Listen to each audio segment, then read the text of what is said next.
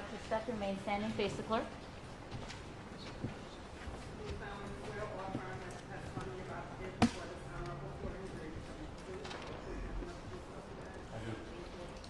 Have a seat.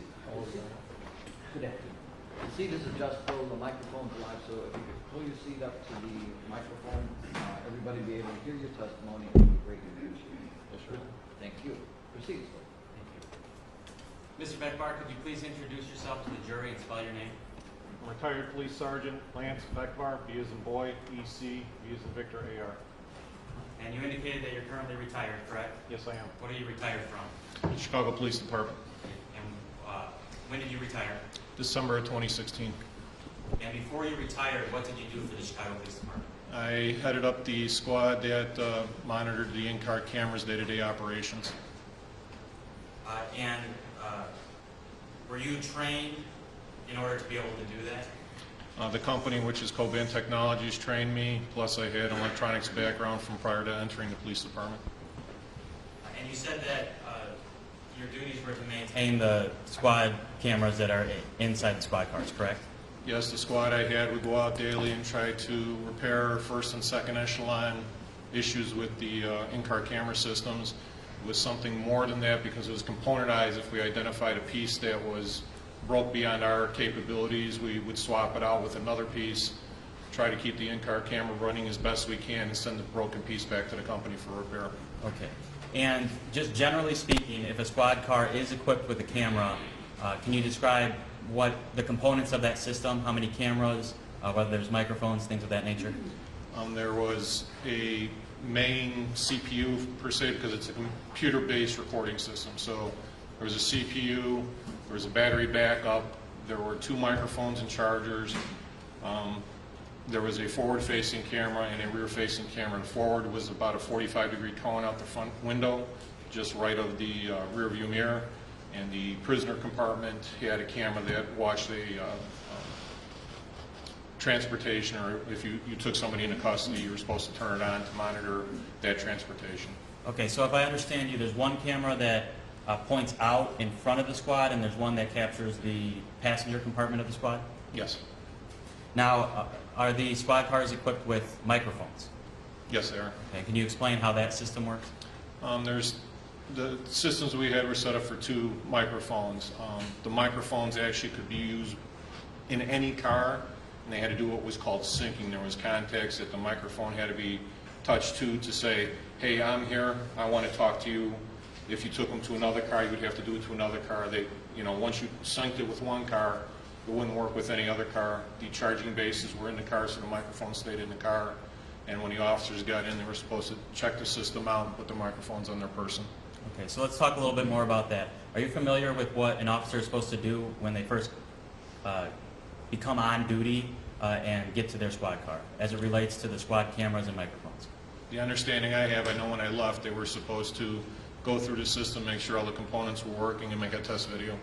Okay, and that includes checking to make sure the microphones are working and synced? That's my understanding.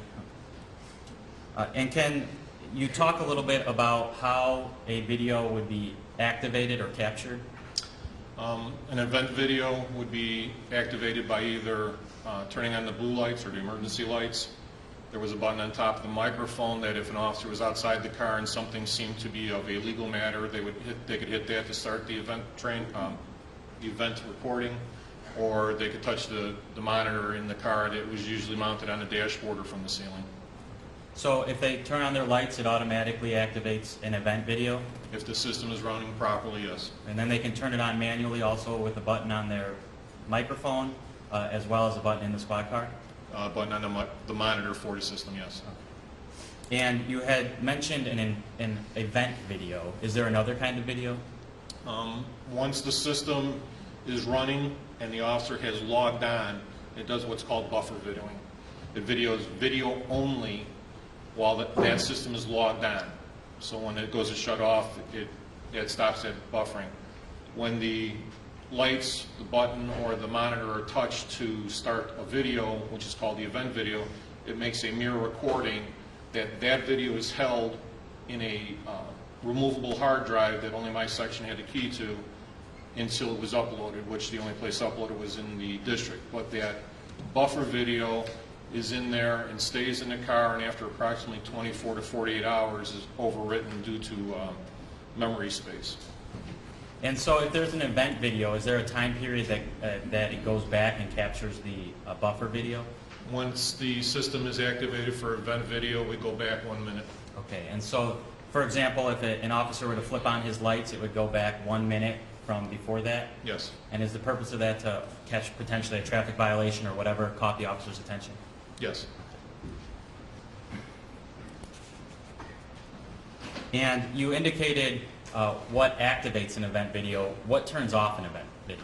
The only way to stop an event video is on the monitor. There's a stop button. So there's a manual stop? Yes. So, for example, if you turn off your overhead lights, would that stop the video? No.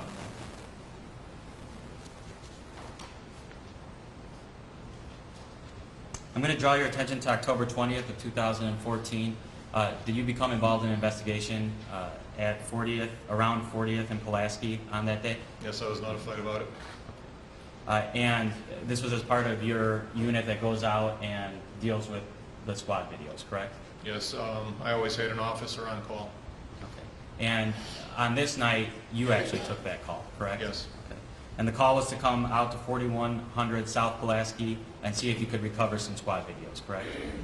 Yes, the videos can only be viewed by the person that they're made by in the car, and they're not uploadable until they get back to the district. So the only other way to see them is administratively enter the system, which myself and my squad had the rights to. Okay.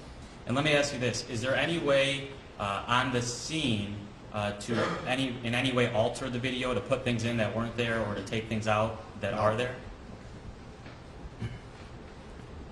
And so you did you arrive in the area of 41 South Pulaski on the evening of October 20th of 2014? Yes, I did. And what did you do when you arrived? When I first got there, the scene was still locked down with the ETs processing the scene. So as soon as they were done, I was given permission to go to the cars and check them for video. Okay. And were you directed by the detectives on scene which cars to look at?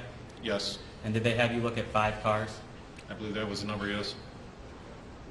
Were you able to recover audio from any of the 5 cars? I don't recall recovering any.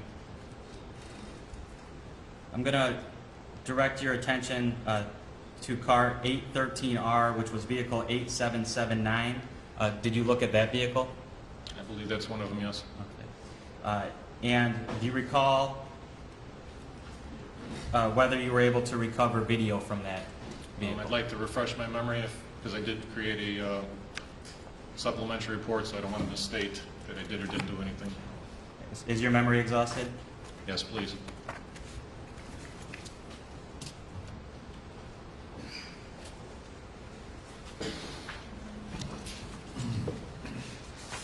And did you write an email that that noted your findings?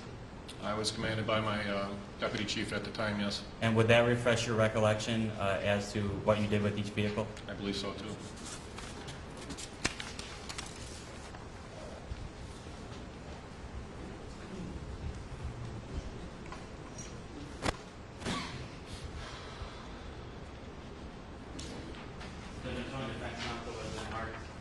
People's Exhibit 223 for identification.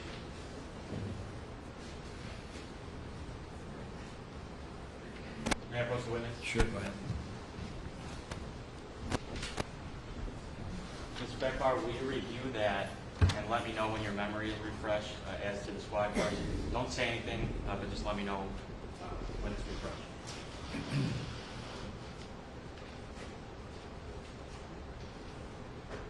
Yes, I believe this is the one I sent to my deputy chief. Okay, and does that refresh your recollection as to what you did to each of those squad cars? Yes.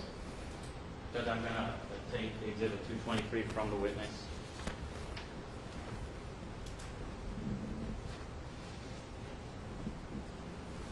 And so one of the vehicles you looked at was 813 Robert, which at that time was assigned to vehicle 8779, correct? That's what, yes. And do you recall whether you were able to recover a video from that squad car? Yes. And were you able to recover a video? I just stated yes. Were you able to recover any audio associated with that video? No. And do you know why? If I remember what I wrote in that email, sorry, there's many numbers and many things. It said that the microphones were in the glove box, I believe. Okay. And was there also an issue with the batteries? I believe it reflected it, yes. Okay. And what was the issue with the batteries? They were either removed or turned upside down. And Point of clarification, when you say turned upside down, does that mean installed the wrong way so they wouldn't work? Yes, the contacts would be touching. And both sides are allowed to ask questions concerning that point of clarification. And is it like AA batteries, or is it like an electronic battery for like a computer, say? It's an electronic battery. It's chamfered on one side with four contacts, I believe it was. Sorry, it's been 2 years since I've dealt with this a lot. And it fit in a certain way. The only bad thing is if you turn it over, it can still fit in. Okay. But it wouldn't operate. Right. I'm going to show you, after showing defense counsel, what has been marked as People's Exhibit number 46.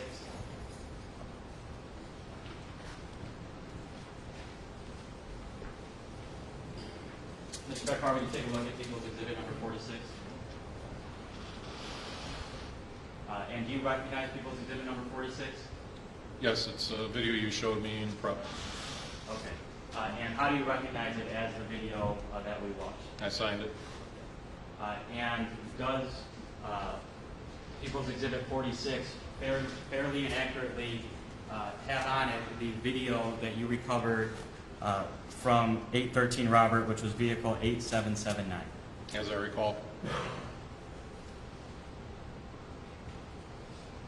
Your Honor, we would move People's Exhibit 46 into evidence, but would not ask to publish it. Any objections? No objection. The identification marks will be stricken on People's 46 and will be moved into evidence. Proceed, State. Thank you. Did you also look at a vehicle that was assigned to B815R, which was vehicle 8489? I believe so, yes. And do you recall whether or not you were able to recover a video from that squad? I don't believe so. Sorry, I did read it, but there's many numbers and many things that kind of... All right, is your And memory... if I could go from my email, that would help. Your Honor, I would ask that the witness be allowed to refresh his recollection again from Exhibit 223. Sure, Your Honor. Thank you. Again, let me know when your memory's refreshed. And we are going to go through all of them, so if you- I know it's tough.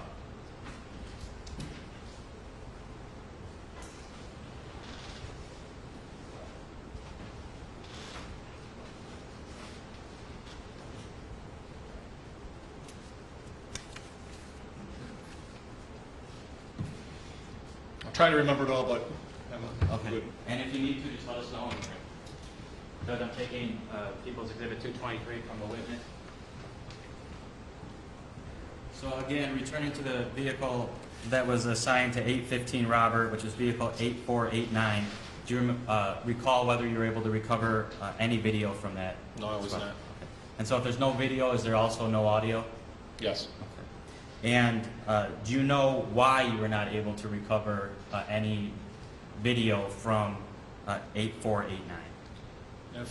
Sorry, if I'm not jumbling up the things, the system had a very long video, and it was trying to process that. The bad thing about computers is where it saves information, like when you do a Word document or a spreadsheet or anything like that, if that memory is full, that is also the memory that does things for computers. It has the applications in it.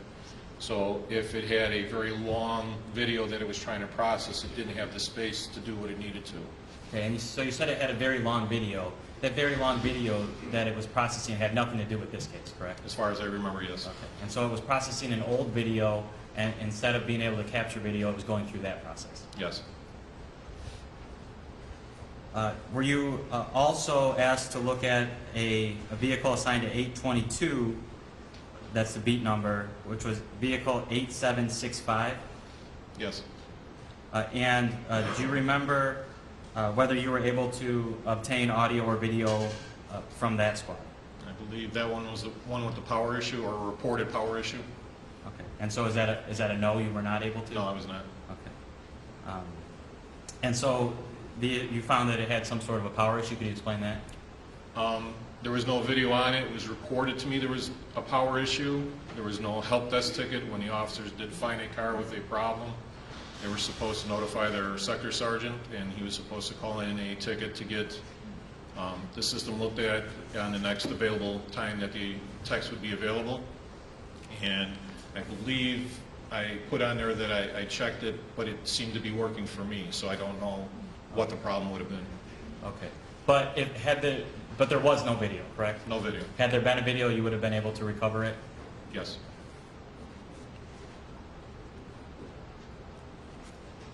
I'm next going to draw your attention to vehicle 845, Robert, that's a beat number, which was assigned to vehicle 6412. Did you look at that vehicle in the course of your investigation that night? Yes, I did. And do you remember whether you were able to recover video from that squad? I believe that's the one that did have a video and it was blurred. And you said that it's blurred. At some point, were you able to figure out why it was blurred? Usually if we respond to a scene like this, the standing directive was, if it's not working, try to get it working afterwards. So once I returned to the car, after uploading the videos, I checked the car and I believe it was a loose connector for the camera. Okay. And so on the day, it captured a blurred video, correct? Yes. Okay. And so would that have shown up in the squad vehicle in the same condition? Would it have shown up blurry on the screen for the officers as well? It should have, yes. And you said that you were able to recover a video from that squad, but it was blurred, correct? Yes. Was there any audio associated with it? No. Do you know why there was no audio associated with the video? Not exactly why. It could be a technical problem. It could be there was a problem with the mics. It should have turned on. When the lights are turned on in a squad car, there's indicators on the video, L for light bar, M1 and M2 for the microphones that are synced to it. So if you see a video without the M1 or M2, there's an issue why the mics weren't part of it. And do you recall what started that video? What caused it to create an event video? I believe it was a light bar trigger.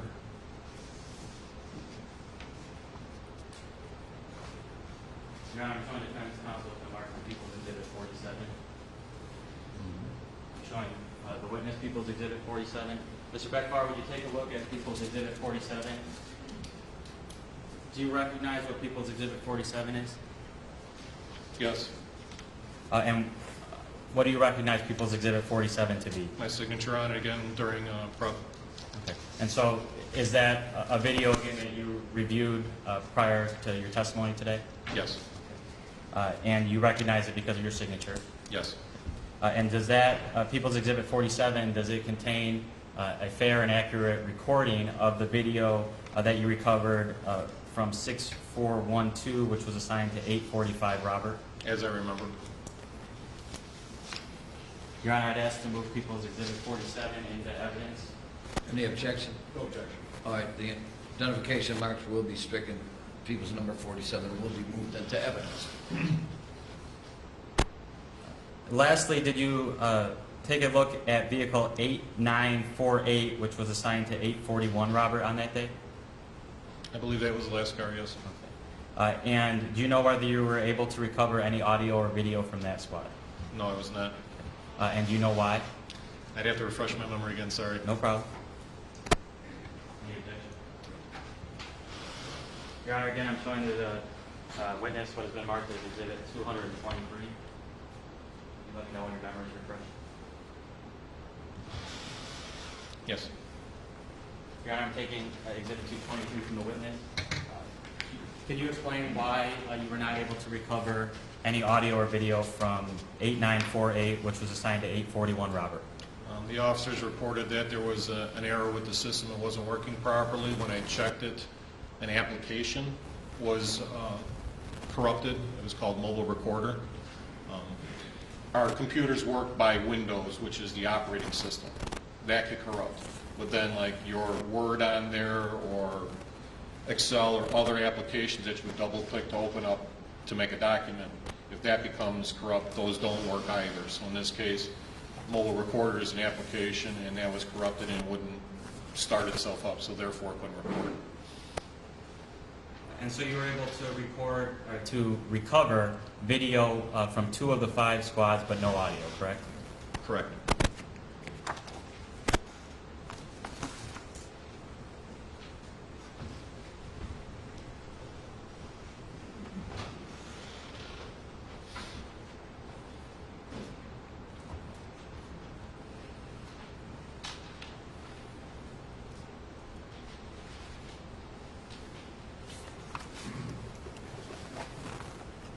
Mr. Becvar, there, on one of the videos, is there some noise? Excuse me one moment. I'm sorry. Denise, could you come over here? You don't need that. Please.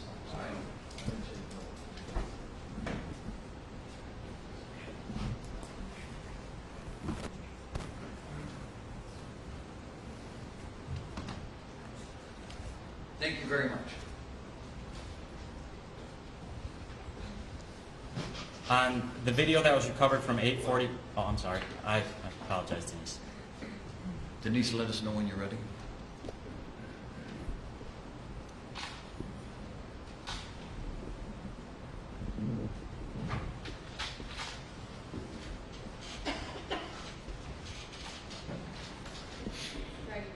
Thank you. Go ahead, Mr. Thank you, Judge. On the video that was recovered from 8:45 Robert, which was 6412, was there some noise on the video that you recall? Right now, I don't recall, I'm sorry.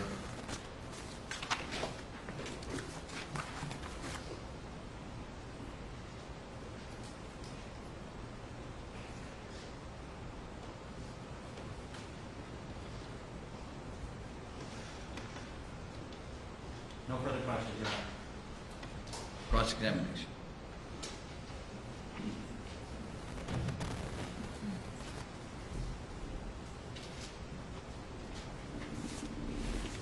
Good afternoon, sir. How you doing, sir? How are you? Hanging in there.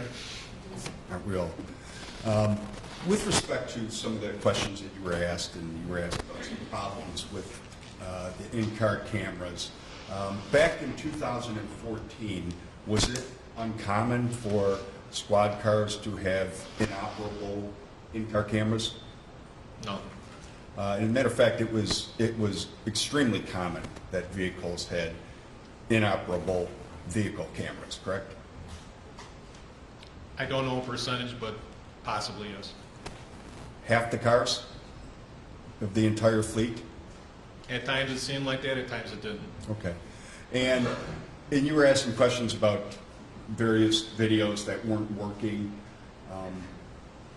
I'm not sure what the purpose of the questions were, but... All right, stop the editorial. Okay. All right. Sorry. You didn't find any evidence of tampering by any of the officers with respect to those videos, did you? Nothing that I would think of right now, or nothing I could prove. Okay. Well, had you found evidence of tampering, you could have opened an investigation on it, correct? That or the highest ranking on the scene, yes. Okay.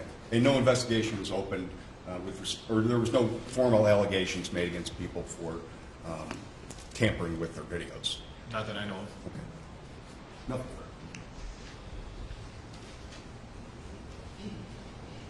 No questions, Your Honor. Thank you. Thank you, Your Honor. State calling your next witness. Your Honor, we call Dyke Panjwani. Dan, what's the name of that? Dyke Panjwani.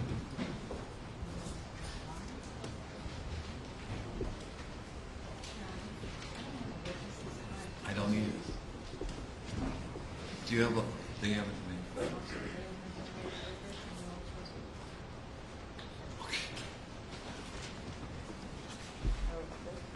What's the second name, stand, face the clerk? Raise your right hand, please. Do you solemnly swear or affirm that the testimony you're about to give before this honorable court is today shall be the truth, the whole truth, nothing but the truth, so help you God? Yes, sir. Have a seat, please. All right, the microphone's live. You can adjust your seat. Pull your seat up to the microphone. Talk into the microphone. You can adjust the microphone too. All right, proceed, State. Thank you. Could you please introduce yourself to the jury and spell your name? My name is Muruddin Panjwani. They call me Nick. And can you spell your name? Oh, Nuruddin. Last name is Panjwani, Panjwani. And where do you work? Dunkin' Donuts And where? on 41st and Pulaski. And how long have you worked there? Since it's open, 2013. And what do you do for the Dunkin' Donuts? I'm the manager. I'm going to go right into the surveillance system that the Dunkin' Donuts had. Could you explain how many cameras the surveillance system has? There's total 16 cameras, 12 inside and 4 of them outside. Do any of the cameras point out onto Pulaski? One of them outside camera. And so does that capture the area right in front of the Dunkin' Donuts on Pulaski? Yes. And does that surveillance system have the ability to accurately record footage that would happen in front of those cameras? Yes. And how long is the footage stored for? Stored for 45 days. And then it's overwritten because of a space issue? Yes. And did you receive a call on the evening of October 20th of 2014? Yes. And did that involve coming to the Dunkin' Donuts on 41st and Pulaski to help police officers view some of the surveillance? Yes. And did you in fact arrive on the scene at the Dunkin' Donuts on that night? Yes. Around 12 midnight. Okay. And did you help officers on the scene view the footage from your Dunkin' Donuts security system? Yes.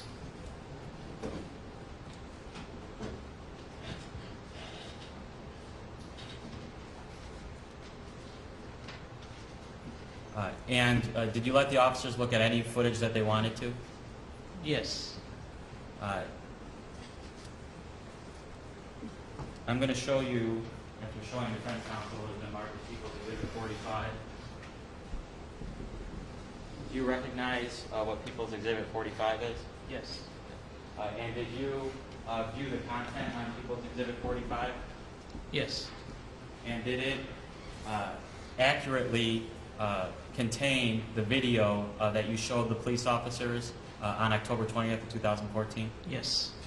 And did you actually return the next day, October 21st of 2014, to actually make sure that the officers were able to get that video and take it into evidence? Yes. And did you allow them to take any video that they wanted? Yes.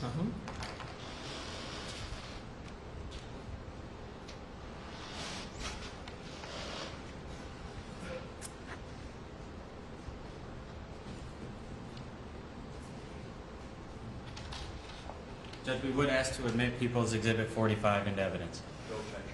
All right, the identification marks on People's number 45 will be stricken. It will be moved into evidence. Thank you. I have no further questions. No questions, Judge. Thank you, Mr. Herbert. Okay. Thank you, you can step down.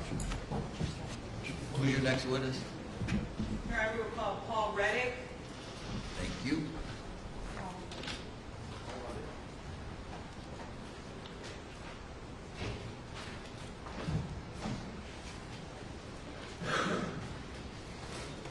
Watch your step, remain standing, face the clerk.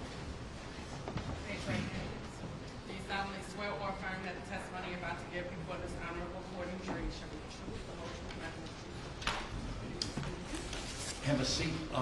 So as you know, the seat's adjustable, so if you pull your seat up to the microphone, and the mic's live, so you can adjust the mic. If you speak into it, everybody will be able to hear your testimony, and it will be greatly appreciated. Thank you. Proceed. Thank you, Judge. Sir, would you please state your first and last name and spell both for us? Yes, Paul Rettig, Paulrettig. And by whom are you employed, sir? The Federal Bureau of Investigation, the FBI. And what capacity are you employed with the Federal Bureau of Investigations? I am currently a forensic program manager. At the time I worked on this matter, I was a senior forensic examiner. And were you asked to consult regarding the viewing of certain videos regarding the investigation into the death of Laquan McDonald that had occurred October 20th of 2014? Yes, I was. Specifically, sir, were you asked to view certain dash cam videos? Yes.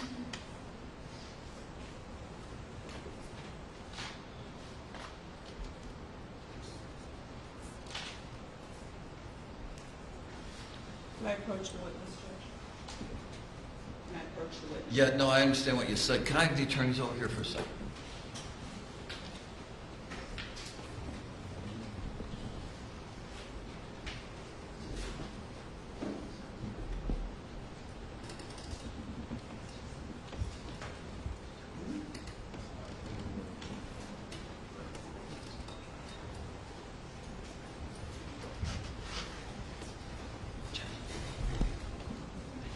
Can I approach the witness? Yes, absolutely. Thank you.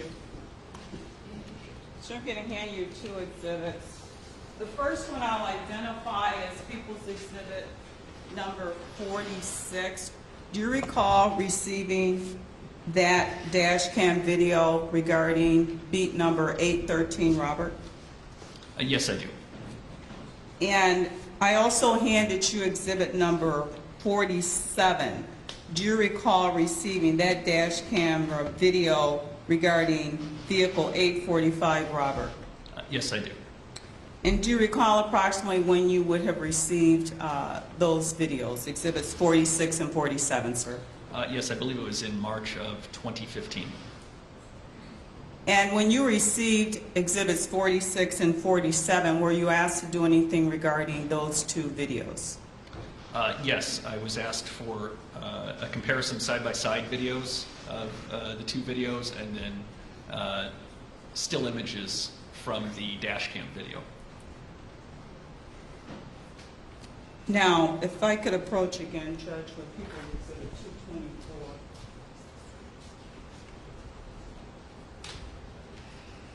Showing you what's been marked as People's Exhibit 224. Do you recognize what that is? I do. And what is People's Exhibit 224? These are the still images that I exported from the dash cam video.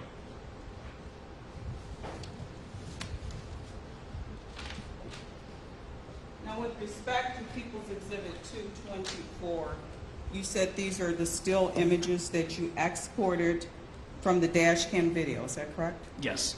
And these were exported specifically from Exhibit 46, 813 Robert dash cam video. Is that correct? That is correct. And when you say you exported the stills, can you tell us what you mean by that, sir? Yes, so I created a copy of the video from Exhibit 46, the dash cam video, a forensic copy of that, so that's basically making sure that nothing is altered in the process of making a copy. I used forensic software, Video Focus Pro. It's commonly used by forensic video examiners to create still images from the video. All video is a series of still images. The images move by in quick succession, so it looks like a moving picture. I was able to stop the video and pull out each individual field and frame of the video and save each individual picture as an individual file. Now, prior to I'm being... sorry, point of clarification. When you use the word export, what does that mean in common language? If you were to pause your VCR or your DVD player and you see one picture on the screen, I'm saving each picture. I'm basically pausing the video on every single picture in that video and saving that as a picture. And that's what you mean by export? Correct. Thank you very much. And both sides are allowed to ask questions concerning that point of clarification. And sir, prior to being asked to consult on this death investigation of Laquan McDonald, had you previously worked with videos? Yes. Had you previously been involved in exporting slides from videos? Yes. And can you tell us what your experience was in doing that? Yes, I started as a forensic examiner for the FBI in 2003, working with digital evidence. In 2004, I started basically an apprenticeship program as a forensic examiner in training, working on forensic video. I attended hundreds of hours of classes, both from private vendors and from internal training from senior trained forensic video examiners at the FBI. In 2006, I was certified as a full forensic video examiner, and I've worked hundreds of cases working in video forensics. Now, with respect to your experience in working in video forensics, are you familiar with the term comparison or side-by-side videos? Yes. Can you tell us what that is? Basically taking two videos from two different sources, two different cameras, and presenting them on the same screen, side by side, and then syncing the videos up so that they play together in a close approximation of real time. So the camera on the left and the camera on the right show you two different views of the same events. And prior to being asked to consult into the death investigation of Laquan McDonald, had you previously compiled side-by-side or comparison videos? Yes. And how many times had you done that prior to your work on this case? I would estimate probably around 40 times.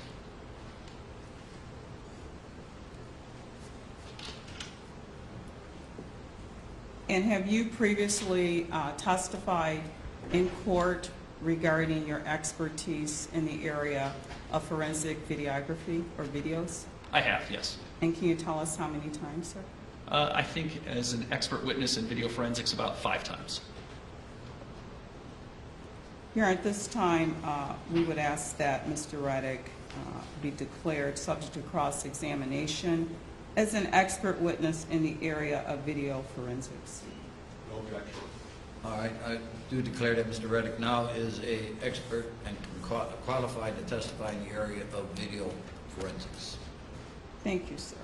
Mr. Rettig, were you asked regarding your work on this particular case to compose or compile a side-by-side video of the two dash camera squad videos, Exhibit 46 and Exhibit 47? Yes, I was. And can you tell us what procedure you used to do that? Yes. I took the 2 video files, the file from each of those exhibits, and imported them into a program, Adobe Premiere. Adobe Premiere is a very commonly used video editing program. It's used not only in forensics, but also in video production of television, commercial, and movies.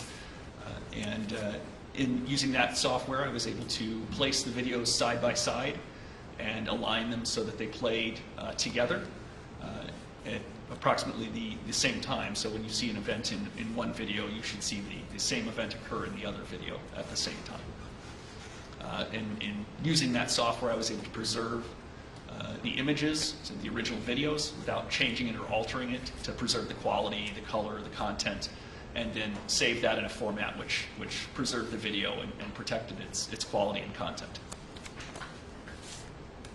And were you able to, in fact, complete a compilation video involving the two dash camera squads, 813 Robert and 845 Robert? Yes, I was. Now, did you also receive a video of the Dunkin' Donuts in the area of Pulaski Road? I did.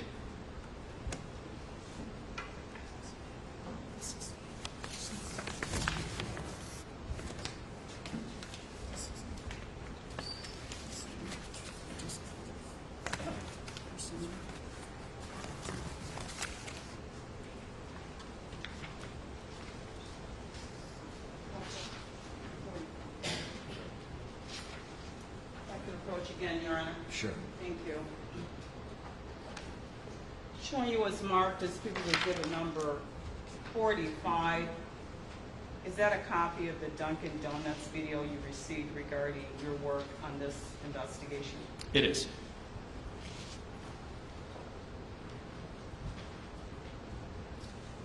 And with respect to People's Exhibit 45, were you also asked to do a compilation or comparison video with People's Exhibit number 45 and People's Exhibit number 46, which was the dash camera video from 813 Robert?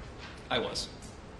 And did you use the same procedure in completing your side-by-side comparison videos? I did.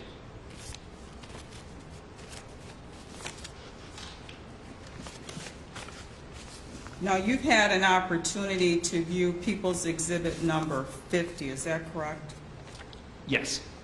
And does People's Exhibit number 50 contain the two side-by-side comparison videos that you completed? That being one with Exhibit 46 and 47, and then one with Exhibit 45 and 46. It does. And does Exhibit number 50 accurately reflect the compilation and comparison videos that you created regarding your work in this investigation, sir? It does. And you've had a chance to view that prior to today, is that correct? Yes. Your Honor, at this time, we would move to admit People's Exhibit number 50. No objection. The identification marks on people's number 50 will be stricken. It will be moved into evidence. Your Honor, at this time, we would move to publish People's Exhibit number 50. Any objection? No objection. All right, certainly.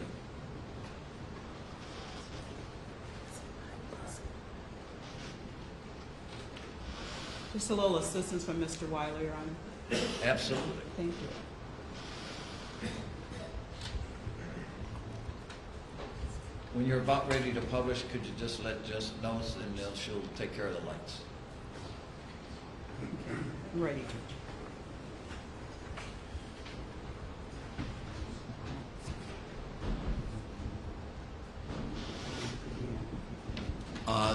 The video back here is not working.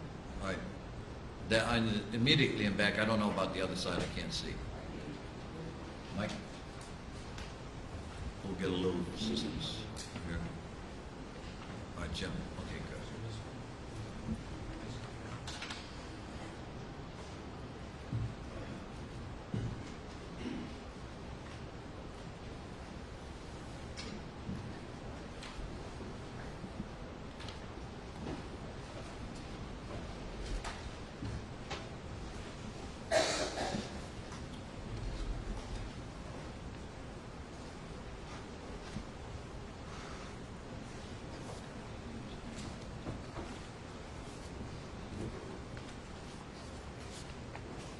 Hello? Yes. You ready? Yes, Judge. Okay. Thank you. Sir, can you tell us what's displaying on the left side of the screen? Yes, that is the dash cam video from the first car. And when you say the first car, would that be Exhibit 47, 845, Robert? That is correct. And then what's displaying on the left side of the screen, sir? That's the dash cam video from the second car. And that would be Exhibit 46, 813, Robert, on the right side of the screen. Is that correct? That is correct.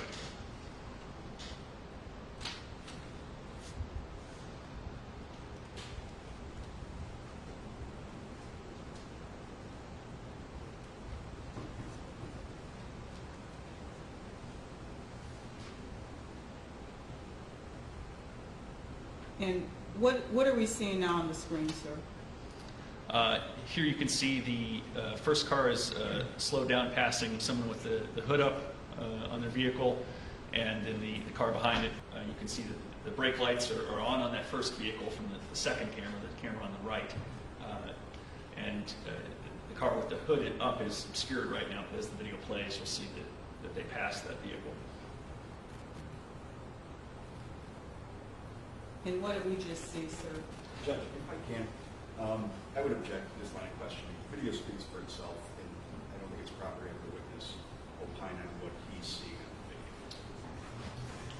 Say what you response. Judge, he's showing and explaining how he synchronized the two dash camera videos. So that is the purpose, and stopping it at various places, Your Honor. This will help the jury better understand the evidence, so your objection will be ruled.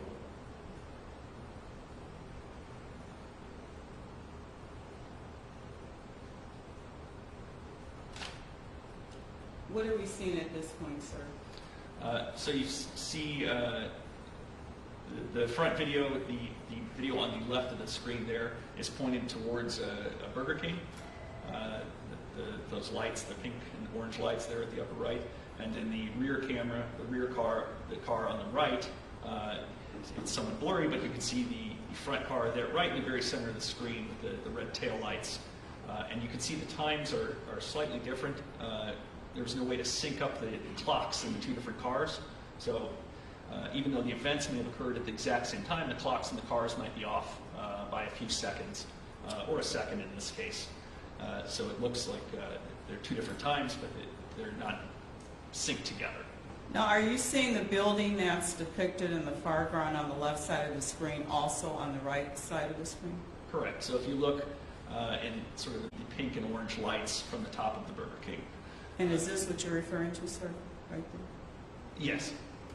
And where are those lights shown on the right side of the screen? So on I'm sorry, the right side, the right screen, you can see, if you look where the vehicle is in the very center of the screen, just to the left of that, there's a pink and orange line. That's the building there in the center is the Burger King. On the left screen, at the top right-hand corner, the pink and orange lines of the top lights of the Burger King. And so did you use these two, seeing that these buildings were both pictured on each dash cam video, is that what you used to try to synchronize the dash camera videos? It was one of many objects that I used in the video to synchronize. So that was one of the landmarks you used? Correct. Okay. Now, I paused the screen. Again, can you tell us what's showing on the left side of the screen? Yes, you can see Mr. McDonald running in front of the vehicle on the left side of the screen. And then on the right side of the screen, it's difficult to see when the video is paused, but you can see a person moving in front of that vehicle on the right side of the screen. And are you able to point to that image from where you are, sir? On the right-hand side of the screen? On the right hand. Yeah, it's the vehicle is, yes, the pink dot is just below the vehicle, and then the person running is just above that pink dot.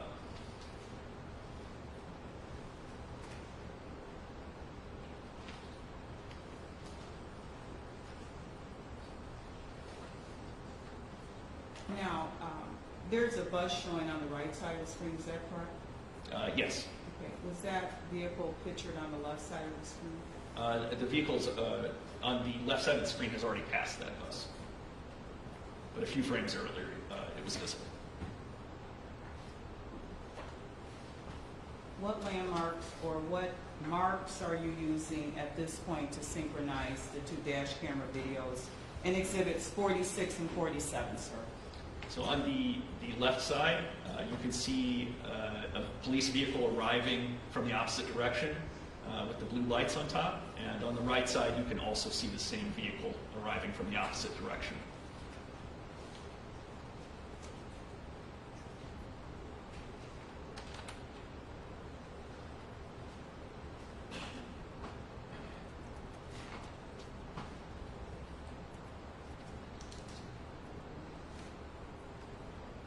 I paused the video again. Can you tell us what's shown on the left side of the screen? Yes, and I can touch this vehicle here, matches the vehicle here.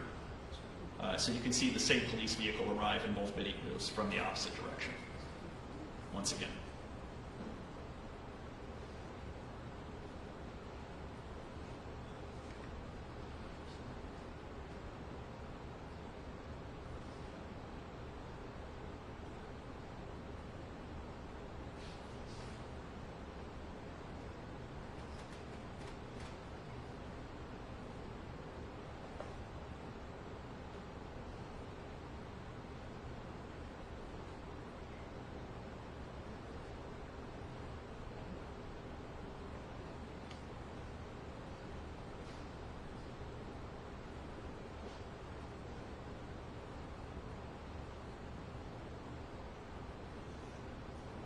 Now, I paused the video. Can you tell us what's showing on the right side of the screen? Yes, you can see another police vehicle arriving from the opposite direction. And is that vehicle, where I stopped the video, is that vehicle depicted on the left side of the screen at this time? I believe it's obscured behind the other vehicles at this point. And, okay, now it's visible. It's arrived. So the vehicle, tell us again what's shown on the screen. Yes, so once again, we can see a vehicle arriving at the same time on both screens where I've marked. And again, that's one of the items you use to synchronize the videos, is that correct? That is correct. Now, the vehicle that you previously pointed to on the left side of the screen, it's no longer there at this point, correct? It's the vehicle that's visible in the left screen is no longer visible in the right screen, and the vehicle in the right screen is no longer visible in the left screen. Those are two different vehicles.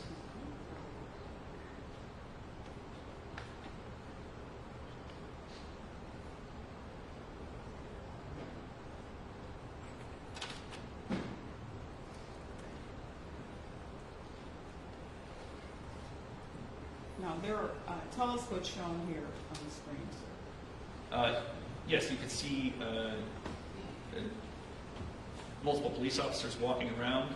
In this video, the vehicle that arrived later, the one on the right screen, the officers exited the vehicle and walked to the left and are beginning to appear in the camera on the left side of the screen.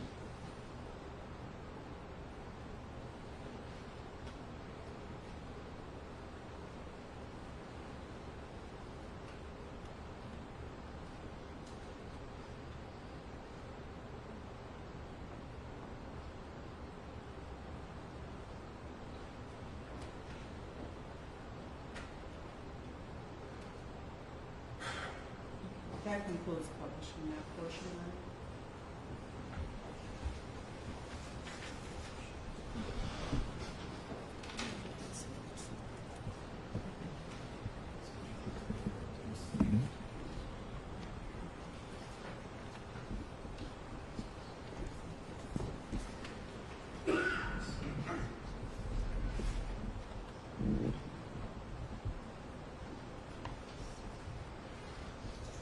For the record, Your Honor, now publishing what would be the side-by-side of the Dunkin' Donuts and dash cam 813 run.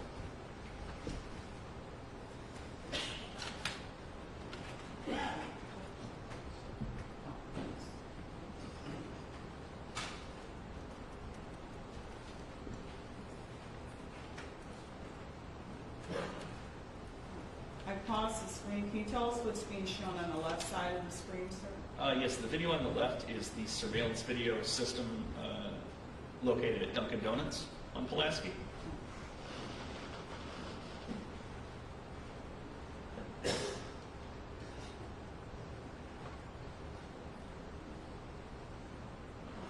What's being shown on the left at this time, sir? The left is still the Dunkin' Donuts video on Pulaski.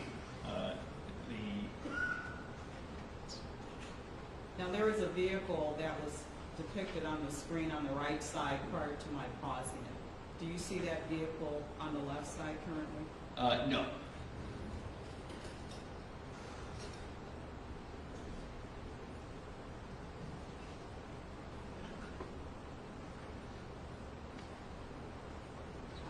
I paused the vehicle. What's depicted on, excuse me, I paused the video. Can you tell us what's depicted on the left side of the screen? This is still the Dunkin' Donuts video. This is prior to the arrival of the police vehicles. And then what's being shown on the right? That is the dash cam video, one of the same views that we reviewed in the other video from the second vehicle.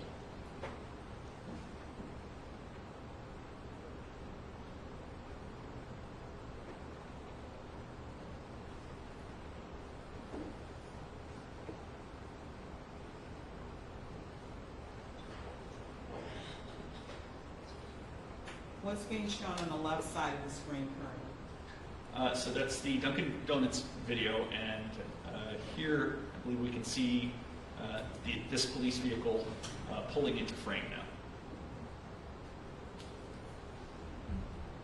Is that the vehicle pulling into frame on the left side of the screen? Yes.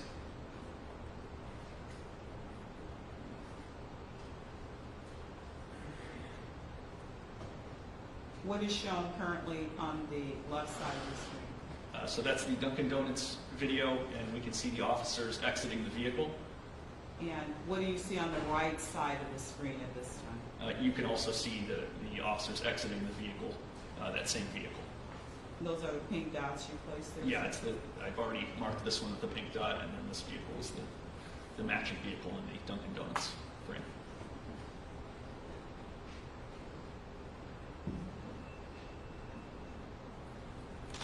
Tell us what's shown in the left side of the screen. Yes, this is another police vehicle that's arrived from the opposite direction. On the Dunkin' Donuts video on the left, this police vehicle arrived from the left-hand side, and then on the right-hand video, the dash cam video, that same vehicle arrived from further down the street.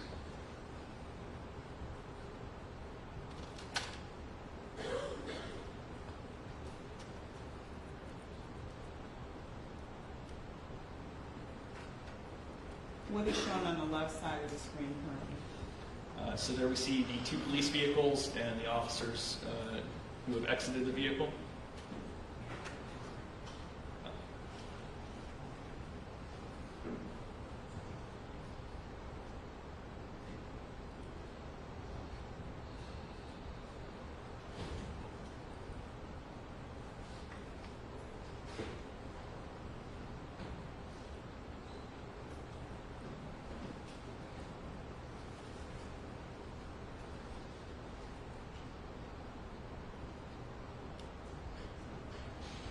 Tell us what's shown on the left side of the screen.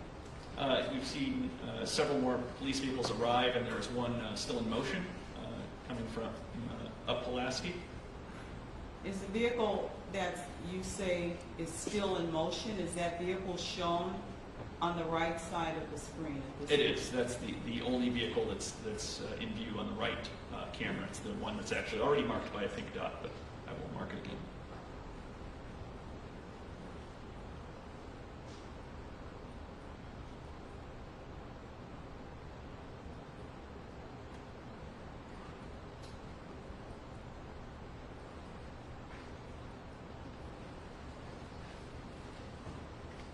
Now, the right side of the screen has shown that vehicle stopped. Do you know if anyone gets out of the vehicle, sir? Yeah. That speaks for itself, and this is the second time we've shown the video on the right. All right, let's move on. Yes, George. What is shown on the left side of the screen at this point, sir? Again, this is the video from Dunkin' Donuts. I believe all the police vehicles have come to a stop here.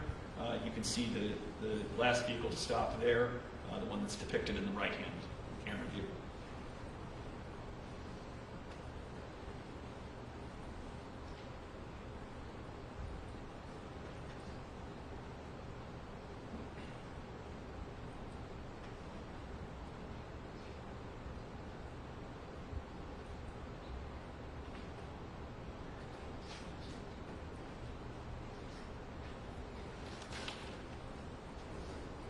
That concludes the publishing of People's Exhibit number 50.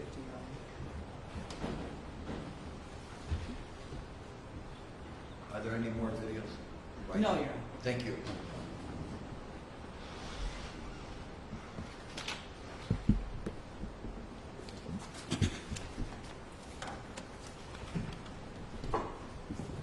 Now, Mr. Rettig, I previously had showed you People's Exhibit number 224 regarding the exporting of stills from dash camera 813, Robert. Is that correct? Yes.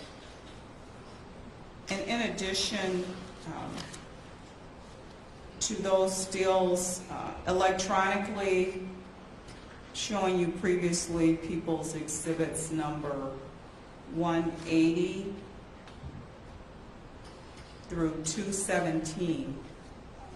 Are those exhibit stills contained in the master exhibit of 224, People's Exhibit 224? Yes.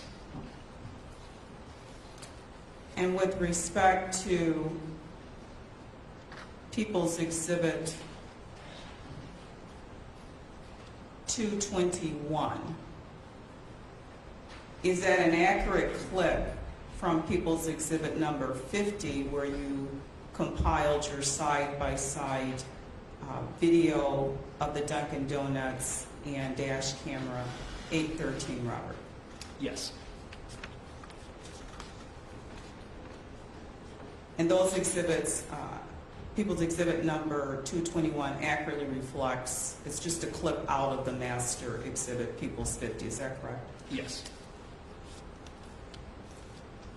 Your Honor, at this time, we would ask the identification marks be stricken with respect to People's 224 and ask that that be admitted into evidence.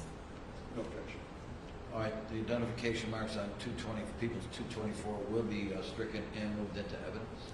Your Honor, in addition, we would ask that Exhibits 180 through 217, the identification marks be stricken and admitted into evidence. Now, are these stills from which composite? These are stills from People's Exhibit 224, Your Honor. And 224 is, It's a compilation of all of the stills from People's Exhibit number 46, 6. which is dash camera 813, Robert, Your Honor. Okay, what about People's number 47? Does People's number 224 contain those also? No, Your Honor. Okay, so 46 and then 224 contains the stills from 46, is that correct? That's correct, Your Honor. All right. And then now you want People's 180 to, what is it? Through 217, Your Honor. All right. Any objections? No objection. All right, then those identification marks will be stricken, they'll be moved into evidence, but I'm not going to allow those to be published until I see how you're going to use them. All right. Yes, and thank you, Your Honor, we're not asking to publish those at this time. Okay, thank you. And the other exhibit, Your Honor, was People's Exhibit 221, which is a clip from People's Exhibit 50. We're not asking to publish that, we're just asking that it be admitted, Your Honor. Any objection to defense? No objection. All right. People's 221, which is a clip of the video of People's number 50, will be have the identification mark stricken and will be moved into evidence. If I could just have a second. Sure.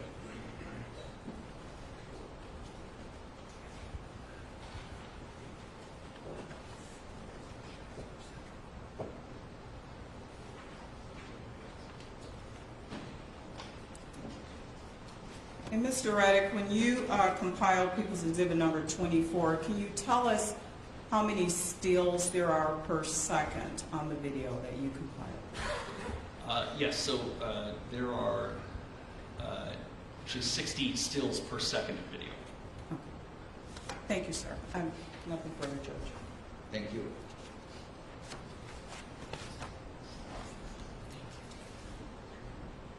Cross-examination? Yes. Sure.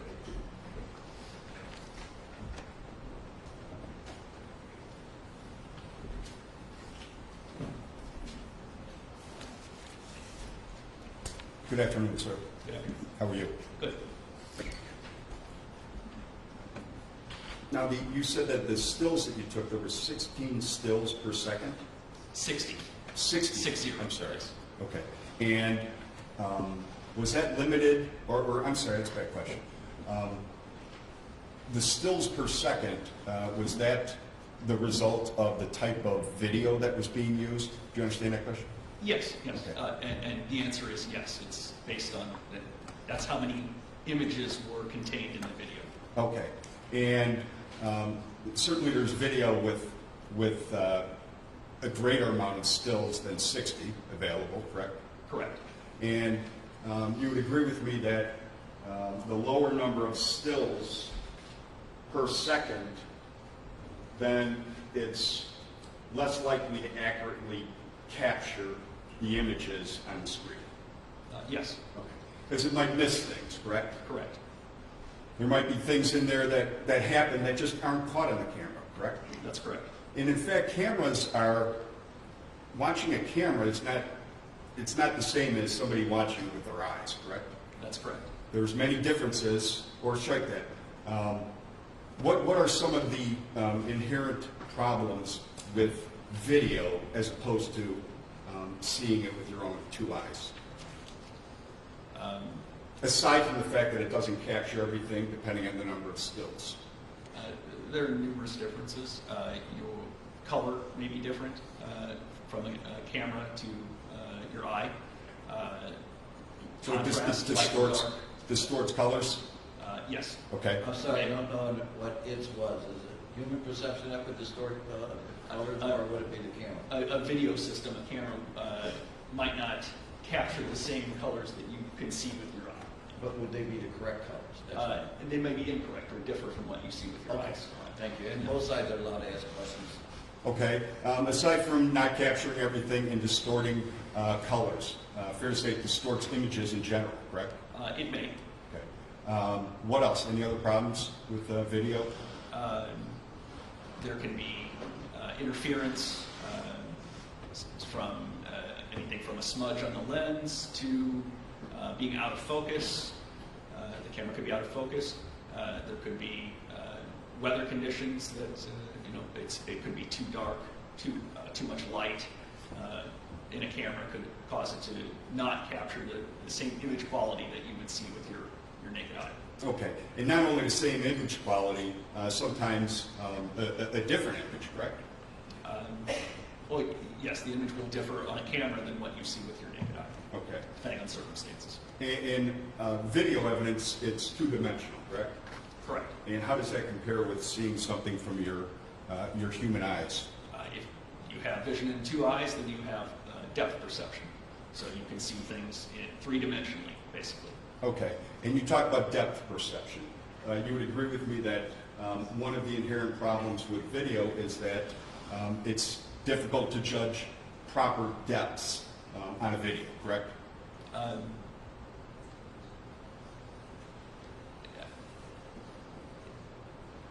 It can be appear different than it would with your naked eye. And that's because it's two-dimensional, correct? Correct. So distances are distorted, correct? They can be. Okay.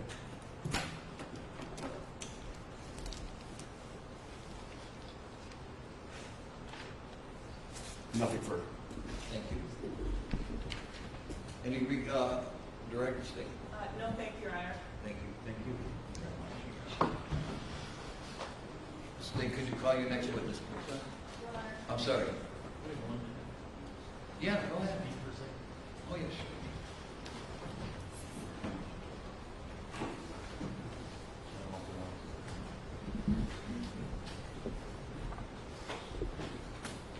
Ladies and gentlemen, we're just going to take about a 3-minute break. So don't hold me to 3 minutes, but we'll take a short break. All right. Court's in recess. All rise for the jury. State. Your Honor, we call Dora Fontaine.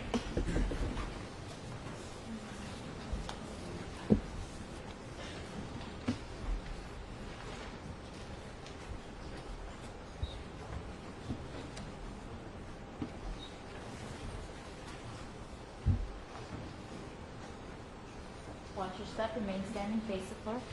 Raise your right hand. Do you solemnly swear or affirm that the testimony you're about to give before this honorable court and jury shall be the truth, the whole truth, and nothing but the truth, so help you God? Yes, thank you. Come on up, ma'am, officer. Have a seat, and then the microphone's live, the seat's adjustable. Pull yourself up to the mic, a little bit closer, and then speak into the mic, and you can adjust the mic. All right, proceed, State. Thank you. Officer Fontaine, could you please introduce yourself to the jury and spell your name? My name is Officer Fontaine, Officer Dora Fontaine, D-O-R-A-F-O-N-T-A-I-N-E. And where do you work? I work for the Chicago Police Department. And are you here today testifying pursuant to a grant of use immunity? Yes. Your Honor, with the court's permission, I would ask to read that order into the record. What were you going to stipulate to the order? All right. You're going to stipulate or you're going to object? I'll stipulate that she has immunity, but All right, that's it. All right, so, all right. Don't read the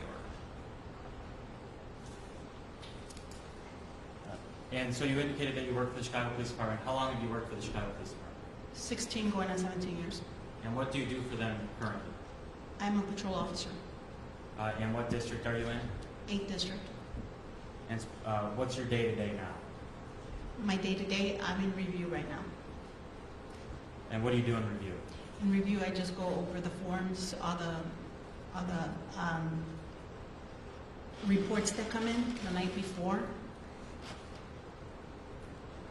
And were you employed by the Chicago Police Department on October 20th of 2014? Yes, And what was your role then? I was a patrol officer. On what shift? We call it midnight. And what hours does that encompass? That would be from 9 p.m. to 6:30 a.m.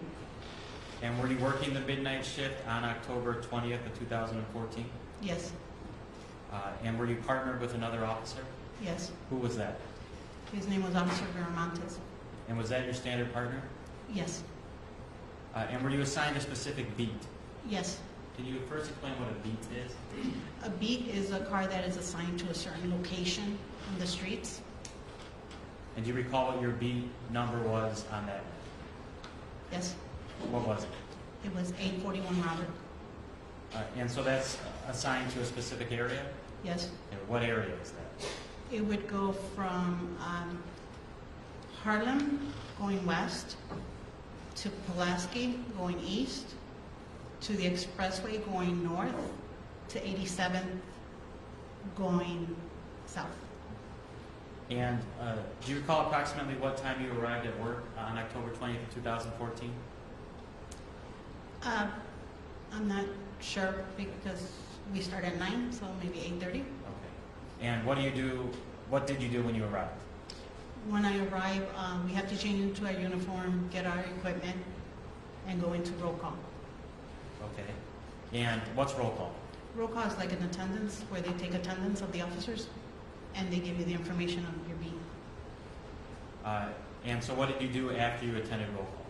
After roll call, we get our equipment, And what equipment did you get? a radio, car keys, and a beat tag. And what's a beat tag? A beat tag is just saying the numbers of our beat that we're going to work for the night. And what do you do with the radio that you got? With the radio? You said you picked up a radio? Yes, What do you do with the radio? we have to wear it on ourselves.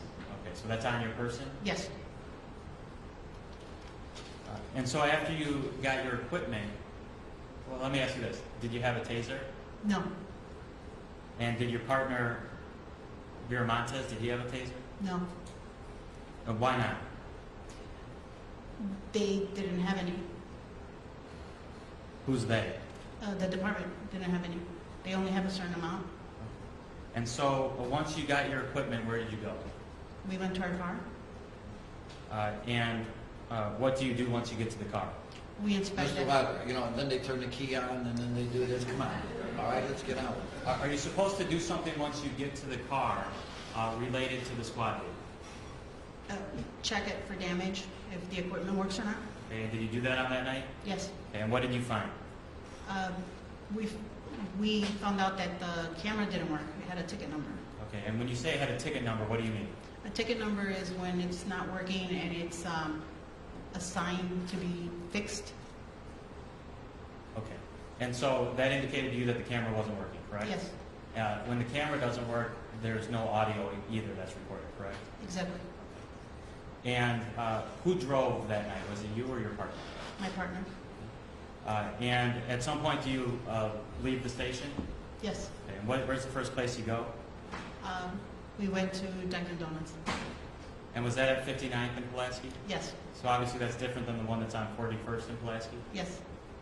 And while you're there, do you hear a call, or are you made aware that another unit needs assistance? Yes. And how do you become aware of that? My partner. And so he indicates that there's another unit that needs assistance? Yes. Does he tell you where? Yes. Where is the unit that needs assistance? 40, between 40 and 41st and Pulaski. And do you know what type of assistance they're asking for? Someone with a taser. And again, you don't have a taser in your vehicle, correct? No. Did you still proceed to the scene? Yes. Why? Anytime officer is asking for assistance, everybody still goes if you're close enough to assist in whichever assistance you can give. Okay. And so, did you and your partner drive to the area of 40th and Pulaski? Yes. And how did you get there? In the car. Which direction? We were driving south on Pulaski. And do you know approximately how long it took you to get to the scene? 5-7 minutes. And were you proceeding with your lights and sirens on? Yes. When you did arrive on the scene near 40th and Pulaski, did you see any other police vehicles on scene? Yes. About how many? A couple. Could you give me a little more detail than that? I'm not precise, but maybe about 3 or 4. And as you pulled up, did you see a subject in the roadway? Yes, I did. And did you later learn that that subject was Laquan McDonald? Yes, I did.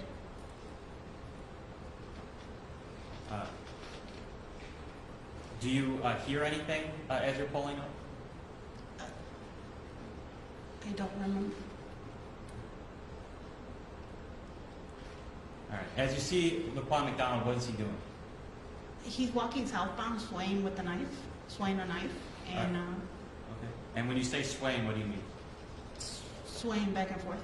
Okay. So the knife. Where is the knife? The knife is on his body in front, and should I show you? Sure. He's swaying the knife. Your Honor, let the record reflect that she put her arm in front of her, across her body to the left, and then back to the right by her side, at about, I would say, waist level.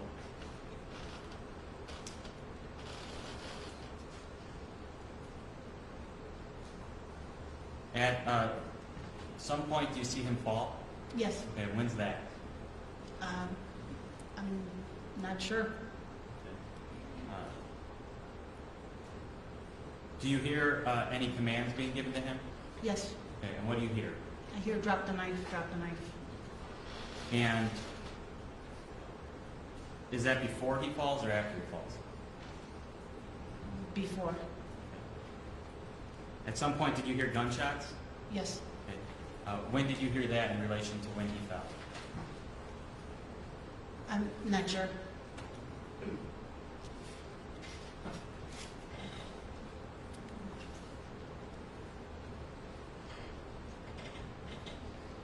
As he's walking southbound, and you had indicated swaying the knife, where exactly are you?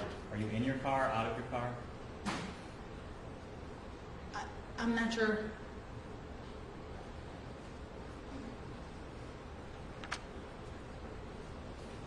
Before you see him fall, did you see him raise his arm as if he was attempting to stab anyone? No. Did you see him attack anyone? No. Did you see him make any aggressive movements at all? Besides swaying, no. Did you see him walk, run, or charge at any officers? No. When he was swaying his arm with the knife, was he ever within arm's reach of any officer? I couldn't see.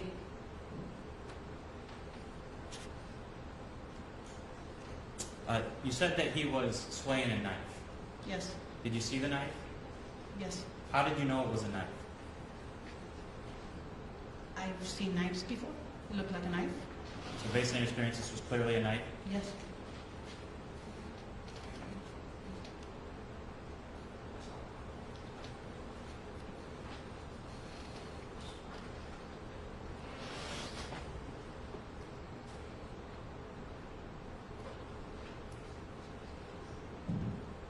Your Honor, I'd ask to publish a video that's already been admitted into evidence as People's Exhibit 221. Any objections? No. I would certainly.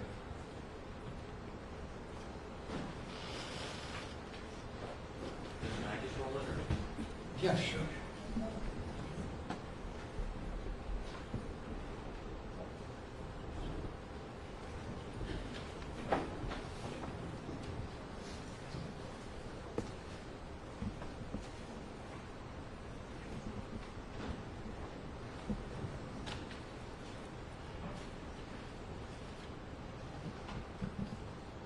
Officer Fontaine, I'm going to ask you to watch People's Exhibit number 221.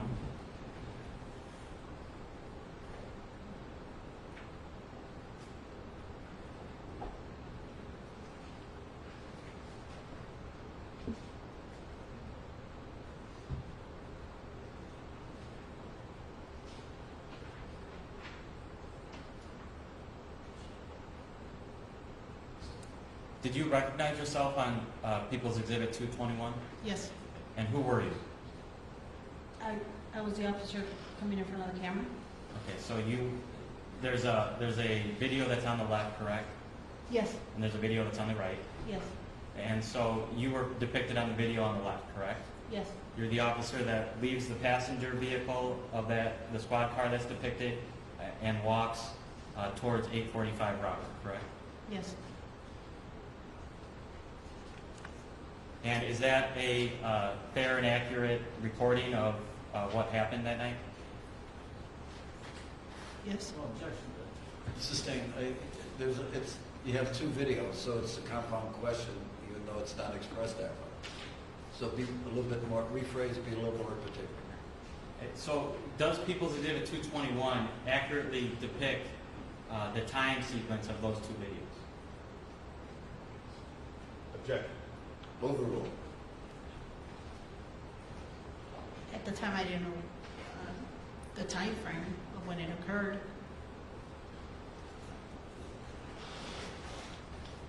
But the time frame is accurate as far as you can tell? Oh, yes, what occurred, yes, And both of those videos, you have no reason to believe that they're not accurate recordings, correct? correct. And do you know, and we can watch it again if you need to, were you in your vehicle or out of your vehicle when LaQuan McDonald fell? Do you want to watch it again? Yes, Judge, I'm republishing People's Exhibit 221.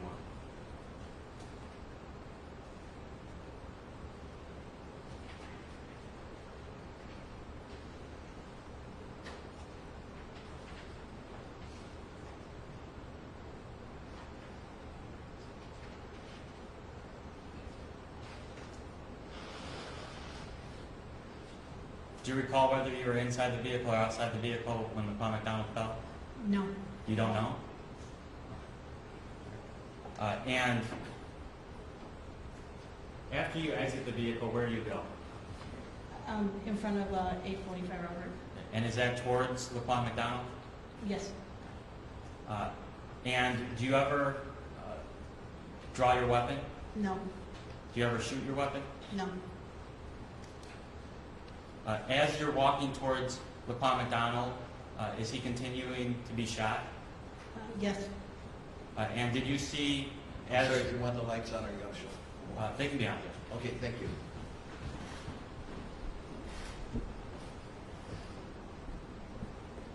As you're walking towards him and he's continuing to be shot, do you see anything coming out of his body?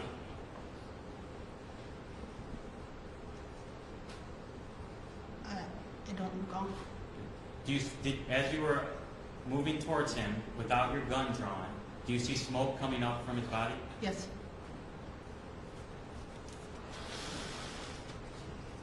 As he's on the ground, do you see him do anything threatening or aggressive?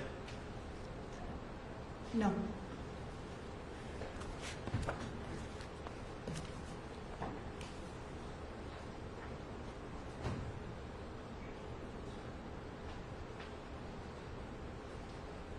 No further questions, Your Honor. Cross-examination.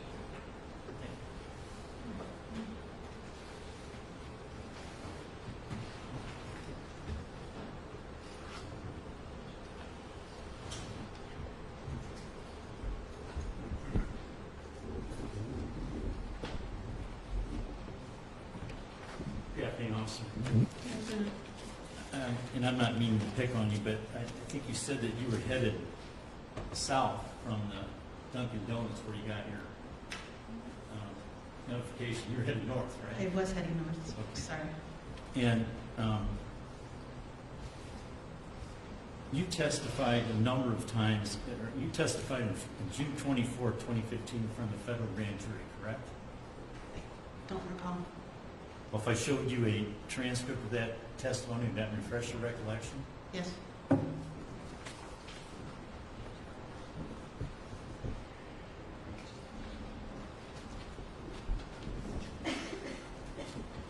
Judge, I'll mark this as defense number 1 for identification. Ma'am, where's your Sure.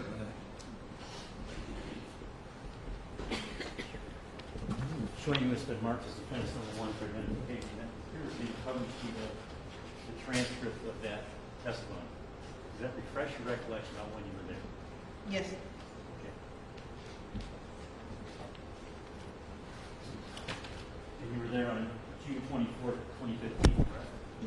Yes.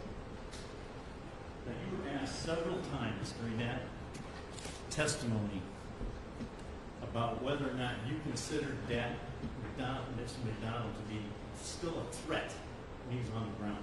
Objection, improper.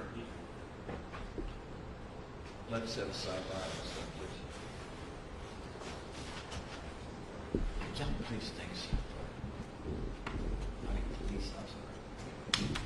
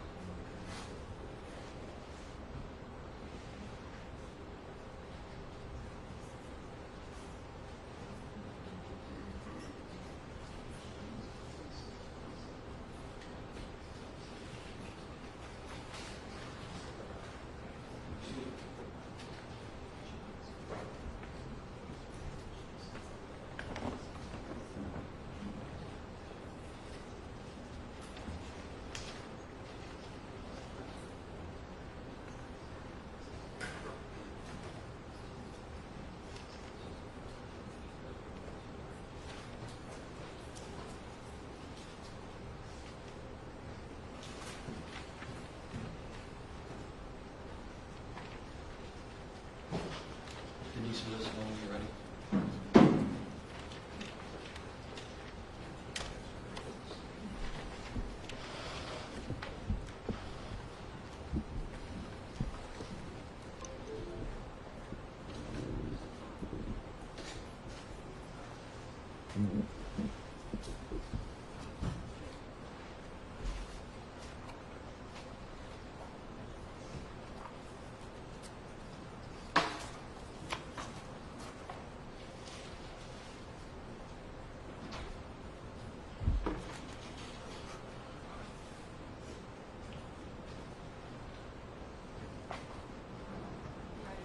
Okay, proceed, Mr. Brewer. Yes. I'll rephrase the question. Do you remember testifying in that grand jury that any time, even though he's on the ground? I'm sorry, do the question and answer, please. Oh. Remember being asked, and I wanted to ask you, Officer Fontaine, based on your training and experience, as the subject is lying on the ground here, is he any longer a risk of likely death or serious physical injury to you? Your answer was he still has a weapon. As long as he has a weapon, yes. Is that your answer then? Yes. That'd be your answer today, right? As long as he still has a weapon, he's a danger. Yes. In fact, you were asked that same question about 10 times in that examination, right? Sustained.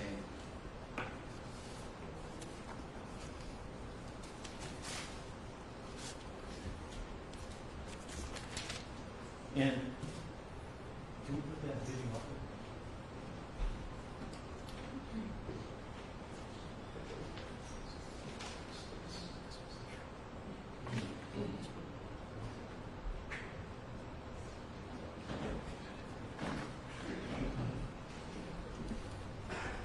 So clearly, you're not out of the car yet, right? Exactly. Pardon? Yes. Officer, speak into the microphone so people can hear you. Yes. And he's on the ground, correct? Yes. So you didn't see any of that shooting, did you?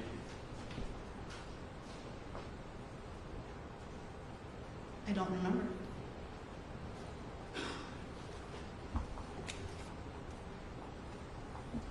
You can turn the lights back on.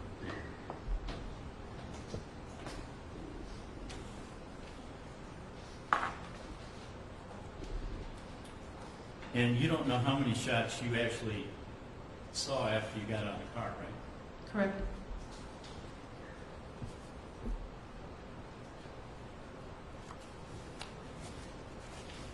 I just have a moment, Jeff.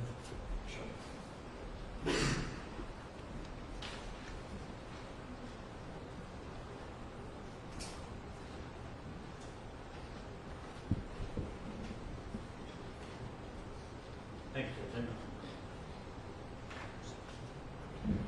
Anything else? Yes, Judge. Sure, go ahead.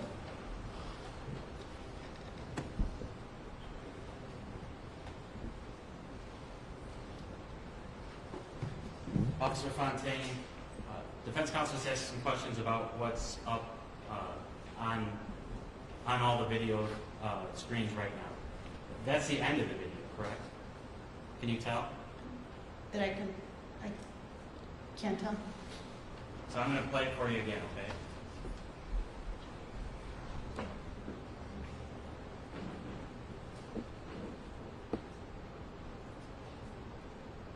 And so, right now, the Paul McDonald's on the ground and you're already out of the vehicle, correct? Yes.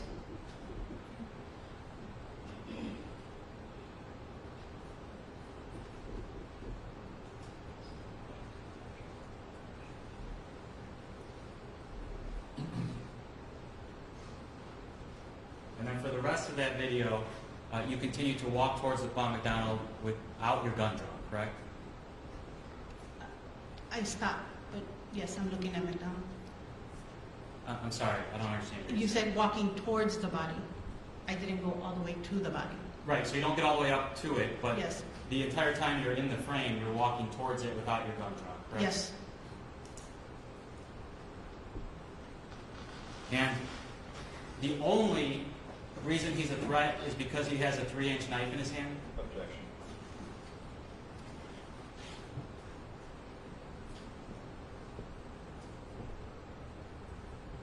Because there was an objection tonight. I'm sorry, I didn't hear it. All right. Objection. All right, I didn't hear the question. Go ahead. Is the only reason that you could even characterize him as a threat at all is because he has a 3-inch blade in his hand? You can answer that. The objection's overruled. Yes. He didn't make any threatening movements, did he? Judge, we're talking about on the ground, I'm just trying to get clarification. All right, rephrase statements. Did he ever, that you saw, make any threatening movements? I'm going to check, Judge. Just, she talked about swaying, and I don't know if he's talking about the swaying or when Mr. McDonald was All right, on the ground. rephrase, Mr. Pop. So you indicated that he was swaying the knife, correct? Yes. Other than that movement, did you ever see him do any threatening movements?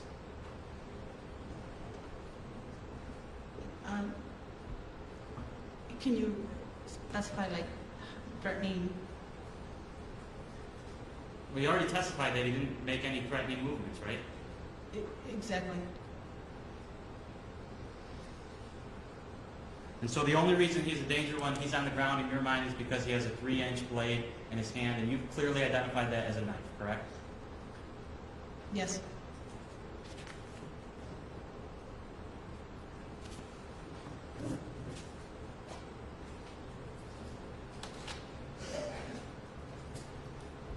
I have no further questions. Thank you. Anything else? No. Thank you. Officer, you can step down. Thank you. All right.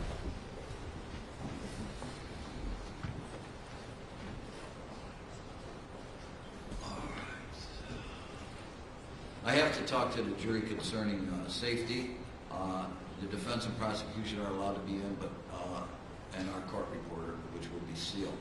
Because it is a safety issue, it can't be open to the public, otherwise it jeopardizes safety itself. So, thank you. All right. One step out of the